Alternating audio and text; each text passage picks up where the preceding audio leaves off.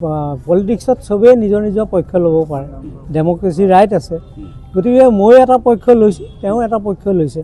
আমাৰ তুমি মন কৰা, আমাৰ ঘৰখন চোৱা, টিঙৰ ঘৰ। আজি এই টিঙৰ ঘৰত কোনোবা থাকিব?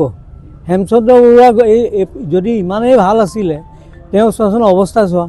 আৰু চবেই যিকেইটাই কাম কৰি গ'ল হেমচন্দ্ৰৰ বিষয়ে কৈ তাহাঁতি 5 তলা বিল্ডিঙত আছে, আৰু মোৰ পানী পৰা ঘৰত আছোঁ মই। মোৰ কোনো তেজ মঙহ নাই নি কোৱাচোন বাৰু? আমাৰ প্ৰতি কোনো প্ৰেৰণা নাই নেকি আৰু? সেইটো এটা আমি দুখ পাওঁ নাই? হেমচন্দ্ৰ বৰুৱাক লৈ পেলাই বিজনেছ কৰি সেইটোতো স্বাভাৱিক কথা, চবেই গম পাইছে। এতিয়া আপুনি বিজেপিৰ পক্ষত আছে? মই পূৰা কমপ্লিট তেওঁ, কাৰণ এই মানুহটোৰ এনেই বদনাম উলিয়াই ফুৰিছে।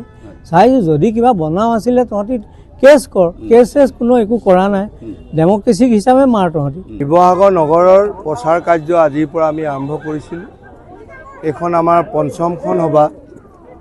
আমি খুবেই সৌভাগ্য, আজি পঞ্চমখন সভা আমাৰ ভাষাৰ ওজা হেমচন্দ্ৰ বৰুৱাৰ তেওঁ বাসগৃহতে আজি আমাৰ ভাৰতীয় জনতা পাৰ্টীৰ প্ৰচাৰ সভাখন আজি অনুষ্ঠিত কৰিছিলে।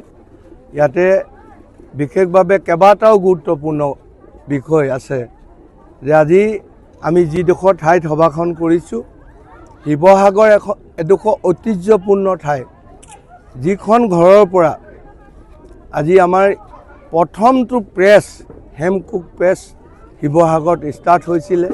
সেই প্ৰেছৰ বাউণ্ডৰীতে আমি সভাখন কৰিছোঁ।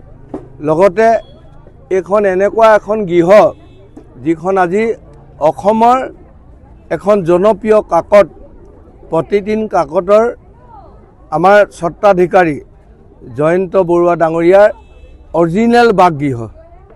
এই বাসগৃহৰ পৰাই আমি আমাৰ এই তিনিওটা ৱাৰ্ডৰ সভাখন আমি কৰিছোঁ, আৰু ৰাইজৰ বিপুল সঁহাৰি।